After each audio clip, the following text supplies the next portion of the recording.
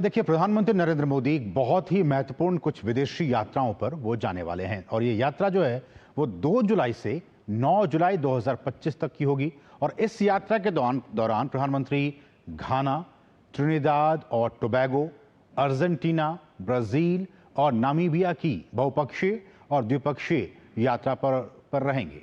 और ये दौरा भारत की अफ्रीका और लैटिन अमेरिका के साथ संबंधों को सशक्त करने की दिशा में एक बहुत ही महत्वपूर्ण कदम माना जा रहा है।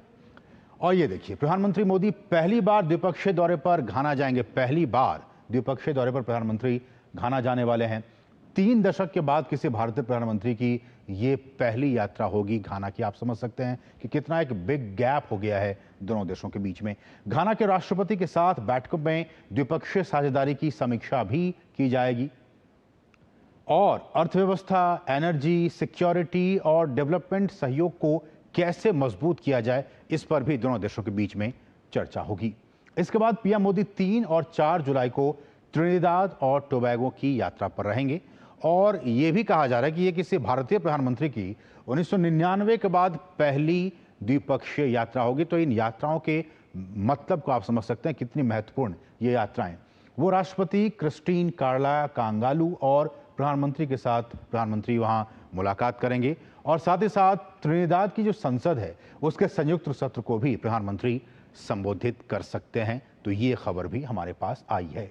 4 और 5 जुलाई को पीएम अर्जेंटीना के दौरे पर रहेंगे। बहुत ही महत्वपूर्ण अर्जेंटीना की यात्रा। और इस दौरान राष्ट्रपति जेवियर माइली के निमंत्रण पर पीएम मोदी अर्जेंटीना की आधिकारिक यात्रा पर वहां पे जाने वाले हैं। और दोनों देशों के बीच में रक्षा की बात कर ली जाए, कृषि की बात कर ली जाए, खनन की बात कर ली जाए, ऊर्जा की बात कर ली जाए, व्यापार की बात कर ली जाए, लोगों के बीच जो संबंध हैं उसको कैसे और भी प्रगाढ़ किया जाए, इन तमाम विषयों पर विस्तार से चर्चा होगी।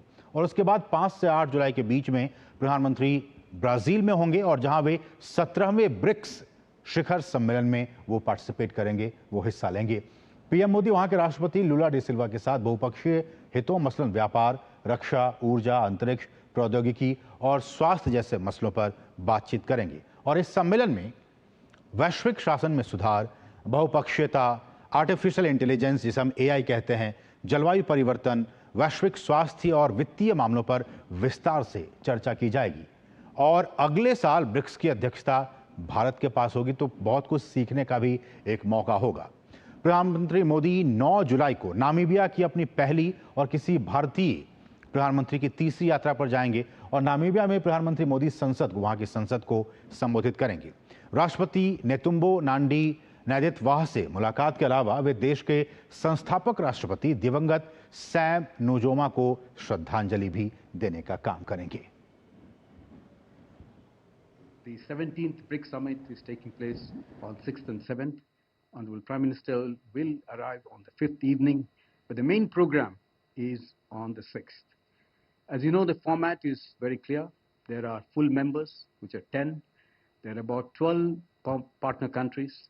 There are 8 invitee countries at the head of state, head of government level, and there are 7 heads of regional and multilateral bodies.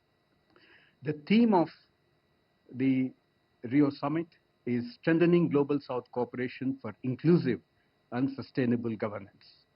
The program on the 6th includes the first agenda item, the reform of the global governance, where only the full members will participate. And thereafter, there is the second item on the agenda, the peace and security, which is in the working lunch format, where the leaders will discuss the agenda item.